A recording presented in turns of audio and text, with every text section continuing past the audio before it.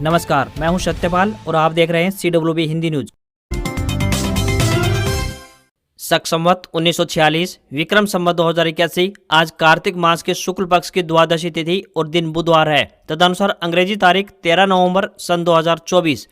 द्वादशी तिथि आज दोपहर 1:02 तक रहेगी। इसके बाद त्रयोदशी तिथि प्रारंभ हो जाएगी। सबसे पहले एक नज़र आज की सुर्खियों पर। हरियाणा में किसानों को गेहूं बिजाई पर मिलेगी 36 रुपये प्रति एकड़ सब्सिडी। 25 दिसंबर तक करे आवेदन। Estate 2024 update. हरियाणा शिक्षक पात्रता परीक्षा के लिए पंजीकरण करने की समय सीमा बढ़ी। हरियाणा सरकार का बड़ा फैसला। कॉन्ट्रैक्ट बेसिस पर काम करने वाले कर्मचारियों के लिए खुशखबरी, लाया जाएगा नया बिल। हरियाणा से गरीबी के चौंकाने वाले आंकड़े आए सामने। 70% लोग BPL श्रेणी में शामिल। हरियाणा में आपराधिक की प्रॉपर्टी अटैच करने के ऑर्डर जारी किए। DGP बोले क्रिमिनल्स पर नजर रखें, पुलिस कर्मियों के काम के रिव्यू करे ऑफिसर। अंतर्राष्ट्रीय गीता महोत्सव पर किया जाएगा प्रतियोगिताओं का आयोजन। स्कूलों में सुनाई देगी गीता वाणी की गूंज। हिसार शहर को बहुत जल्द मिलने वाली है सबसे लंबे पुल की सौगात। हजारों लोगों का सफर हो जाएगा आसान। BSNL यूजर्स के लिए बड़ी खुशखबरी। अब 3 रुपये में होगी 300 दिन सिम एक्टिवेट। हरियाणा लोक सेवा आयोग ने PGT टीचर्स और आयुर्वेदिक मेडिकल ऑफिसर एग्जाम के लिए एडमिट कार्ड किए जारी। अक्टूबर में रिटेल महंगाई बढ़कर 6.21% पहुंची। ये 14 महीने में सबसे ज्यादा। सब्जी, फल और मीट के दाम बढ़े। झारखंड में पहले फेज की 43 सीटों के साथ ही 10 राज्यों की 31 विधानसभा और केरल की वायनाड लोकसभा सीट पर आज होंगे उपचुनाव। और सऊदी प्रिंस सलमान बोले गाजा में नरसंहार कर रहा है इजराइल। ईरान पर हमला न करने की चेतावनी दी। रियाद में जुटे 50 मुस्लिम देश। और अब खबरें विस्तार से। हरियाणा में मंगलवार को मौसम में बदलाव आया। फतेहाबाद में मंगलवार को इस सीजन की पहली गहरी धुंध छाने से सुबह बेहद कम दृश्यता रही। धुंध के साथ ही ठंड ने भी दस्तक दे दी है। अब तक दिन में गर्मी झेल रहे लोगों को मंगलवार को सर्दी का एहसास हुआ। सुबह के समय रेलगाड़ियां और रोडवेज बसें अपने निर्धारित समय से कुछ देरी से गंतव्य तक पहुंच पाई। फतेहाबाद में अधिकतम तापमान 30 डिग्री सेल्सियस जबकि न्यूनतम तापमान 16 डिग्री सेल्सियस के आसपास दर्ज किया गया। मौसम विभाग ने अगले 3 दिनों में तापमान में गिरावट होने का अनुमान जताया है। कृषि विशेषज्ञों के अनुसार गेहूं के लिए यह धुंध बेहद लाभदायक है। वहीं 15 नवंबर से 16 तक चंडीगढ़, अंबाला, पंचकुला और आसपास के क्षेत्रों में बूंदाबांदी होने के आसार बन रहे हैं। RRC नॉर्थ वेस्टर्न रेलवे ने 1791 पदों पर भर्ती निकाली है। उम्मीदवार ऑफिशियल वेबसाइट www.rrcjaipur.in पर जाकर आवेदन कर सकते हैं। एजुकेशनल क्वालिफिकेशन की बात करें तो किसी भी मान्यता प्राप्त बोर्ड या संस्थान से 50% अंकों के साथ 10वीं पास होनी चाहिए। साथ ही संबंधित ट्रेड में ITI डिप्लोमा होना चाहिए। न्यूनतम आयु 15 वर्ष और अधिकतम आयु 24 वर्ष तय की गई है। अनुसूचित जाति, अनुसूचित जनजाति व महिलाओं के लिए ये भर्ती फ्री रहेगी। अन्य सभी जातियों के लिए 100 रुपये फीस लगेगी। आखिरी तारीख 10 दिसंबर 2024 है। Board of school education Haryana Bhiwani ने हरियाणा शिक्षक पात्रता परीक्षा यानी एस्टेट 2024 के लिए पंजीकरण करने की समय सीमा को थोड़ा आगे बढ़ा दिया है। पहले निर्धारित कार्यक्रम के अनुसार इस परीक्षा के लिए आवेदन करने की आखिरी तारीख 14 नवंबर 2024 थी। उम्मीदवारों को आवेदन करने के लिए एक अतिरिक्त दिन का समय अब और दे दिया गया है। बोर्ड ने हरियाणा शिक्षक पात्रता परीक्षा के लिए आवेदन करने की अंतिम तिथि को बढ़ाकर अब 15 नवम्बर कर दिया है। इच्छुक उम्मीदवार अब आधिकारिक वेबसाइट bses.org.in पर जाकर 15 नवंबर तक ऑनलाइन आवेदन कर सकते हैं। सुधार विंडो 16 नवंबर को खुलेगी और 17 नवंबर 2024 को बंद होगी। 28 नवंबर से 15 दिसंबर तक हरियाणा के कुरुक्षेत्र में अंतर्राष्ट्रीय गीता महोत्सव का आयोजन किया जाएगा। इस दौरान राजकीय व निजी स्कूलों में गीता वाणी की गूंज सुनाई देगी। स्कूलों में श्री कृष्ण अर्जुन संवाद का मंचन किया जाएगा और गीता ज्ञान पर आधारित पेंटिंग प्रतियोगिताएं भी आयोजित करवाई जाएंगी। इसे लेकर शिक्षा विभाग की तरफ से 28 नवंबर से 15 दिसंबर तक राज्य स्तरीय प्रतियोगिताओं का आयोजन किया जाएगा। सरकारी और प्राइवेट स्कूलों में पढ़ने वाले विद्यार्थी गीता की महत्ता को समझ पाएं, इसके लिए सरकार ने तैयारी कर ली है। संवाद प्रतियोगिता में गीता के उपदेश के दौरान भगवान श्री कृष्ण और अर्जुन के मध्य अथवा संजय और धृतराष्ट्र के मध्य हुए संवाद की प्रस्तुति भाग होगी। भाषण का विषय गीता की शिक्षाओं, भगवान श्री कृष्ण के जीवन दर्शन और उनकी शिक्षा पर आधारित होगा। तो वहीं निबंध लेखन हिंदी, अंग्रेजी, संस्कृत व उर्दू भाषा में किया जा सकता है। हस्तलिखित निबंध ही स्वीकार किए जाएंगे। हरियाणा में 5 साल से कॉन्ट्रैक्ट पर काम कर रहे 50,000 रुपए तक वेतन वाले सभी कर्मचारियों के लिए एक बड़ी खुशखबरी है। ऐसे कर्मचारियों की सेवाएं 58 साल तक आयु तक सुनिश्चित करने के लिए प्रदेश सरकार विधानसभा में हरियाणा संविदात्मक कर्मचारी यानी सेवा की सुनिश्चितता विधेयक लाने जा रही है। इससे ज्यादा वेतन वाले अनुबंधित कर्मचारियों की नौकरी सेवानिवृत्ति आयु तक सुरक्षित करने के लिए एक और बिल लाया जा सकता है। इसमें विश्वविद्यालयों में कॉन्ट्रैक्ट पर लगे असिस्टेंट प्रोफेसर, कॉलेजों के एक्सटेंशन लेक्चरर, बहुतकनीकी संस्थानों में कार्य कर रहे गेस्ट लेक्चरर, पशु चिकित्सक, वास्तुकला सहायक और JEE SDO की सेवाएं सुरक्षित हो पाएंगी।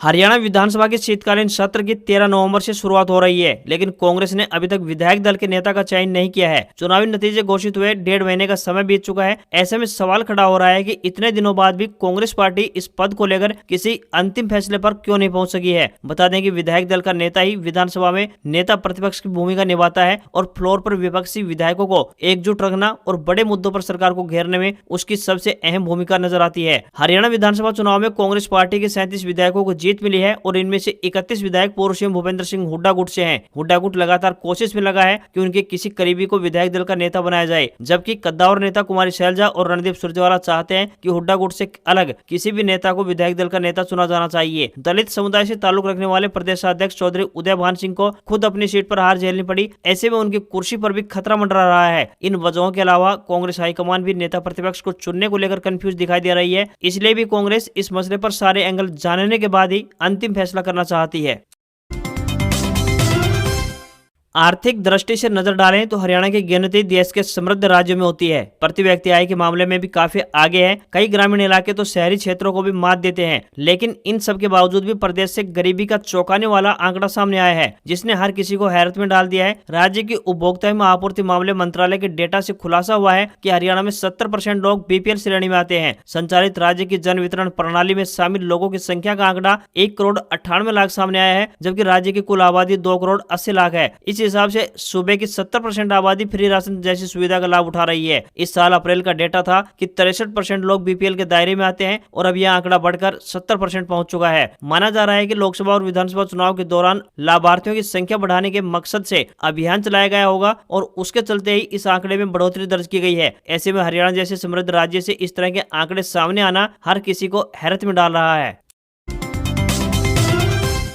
हरियाणा के हिसार शहर के लोगों को बहुत जल्द सबसे लंबे पुल की सौगात मिलने जा रही है। यहाँ डबल रेलवे लाइन पर आरओबी और आरयूबी का निर्माण कार्य पूरा हो चुका है। पुल का काम पूरा होने के बाद बरवाला से बीजेपी विधायक एवं पीडब्ल्यूडी मंत्री रणबीर गंगवा निरीक्षण करने पहुंचे। इस पुल के लिए 2018 में टेंडर लगा था और साल 2019 में निर्माण कार्य प्रारंभ हुआ था। इस आरओबी और अंडर ब्रिज के बनने से सूर्यनगर, अर्बन एस्टेट, विद्युत नगर, शिव कॉलोनी, सेक्टर 3 से 5, सेक्टर 1 से 4 सहित महावीर कॉलोनी, मिल गेट आदि एरिया के लोगों को काफी फायदा पहुंचने वाला है। इस आरओबी की लंबाई 1185 मीटर है, जिसके निर्माण कार्य पर तकरीबन 77 करोड़ 36 लाख रुपए खर्च आया है। इस पुल को साल 2021 में ही बनकर तैयार किया जाना था, मगर कोरोना काल और निर्माण कार्य धीमी गति के चलते 3 साल की इसमें विलंब हुआ है। फिलहाल अभी फिनिशिंग का काम कुछ पेंडिंग है। इसकी शुरुआत से शहर के लोगों को दिल्ली बाईपास व राष्ट्रीय राजमार्ग पहुंचने में भी आसानी हो जाएगी। हरियाणा की नायब सैनी सरकार ने सूबे में पंजीकृत वाहन स्क्रैपेज और रिसाइकलिंग सुविधा प्रोत्साहन नीति 2024 पॉलिसी की अधिसूचना जारी कर दी है। इससे जहां पुराने वाहनों की स्क्रैपिंग व रिसाइकलिंग की सुविधा मिलेगी, तो वहीं साथ ही साथ जगह जगह कबाड़ में तब्दील हो चुके वाहनों के पुर्जों को दोबारा से इस्तेमाल में लाया जा सकेगा। इसके अलावा राज्य में इको पर्यावरण में सुधार देखने को भी मिलेगा। उद्योग एवं वाणिज्य मंत्री राव नरवीर सिंह ने इस संबंध में विस्तृत जानकारी देते हुए बताया कि एनसीआर क्षेत्र में नेशनल ग्रीन ट्रिब्यूनल यानी एनजीटी की ओर से पुराने डीजल वाहनों की 10 साल और पेट्रोल वाहनों की 15 साल पासिंग सीमा अवधि तय करने के बाद कंडम वाहनों की संख्या का आंकड़ा निरंतर यानी लगातार बढ़ता जा रहा था। इसी को ध्यान में रखते हुए हरियाणा सरकार ने ये अहम फैसला लिया है। हरियाणा के किसानों के लिए अच्छी खबर है। सरकार गेहूं की बुआई पर किसानों को प्रति एकड़ 36 रुपए देगी। इसके लिए प्रदेश के 8 जिलों को फायदा पहुंचेगा। किसानों को इसके लिए 25 दिसंबर तक आवेदन करना होगा। जिन जिलों को इसका फायदा होना है उनमें अंबाला, भिवानी, हिसार, झज्जर, मेवात, पलवल, चरखी दादरी और रोहतक जिले शामिल हैं। अनुदान लेने के लिए किसानों को कृषि एवं किसान कल्याण विभाग हरियाणा की वेबसाइट www.agriharyana.org पर जाकर ई एग्री स्कीम्स गवर्नमेंट लिंक पर क्लिक कर तय तारीख तक आवेदन करना होगा। उन्नत तकनीक से अधिक उपज देने वाली किस्मों में गेहूं के प्रदर्शन प्लांट पर 36 रुपए प्रति एकड़ अनुदान मिलेगा। एक किसान अधिकतम 2.5 एकड़ का लाभ ले सकता है। 20% अनुसूचित जाति, महिला किसान, लघु एवं सीमांत किसानों के लिए उपलब्ध है।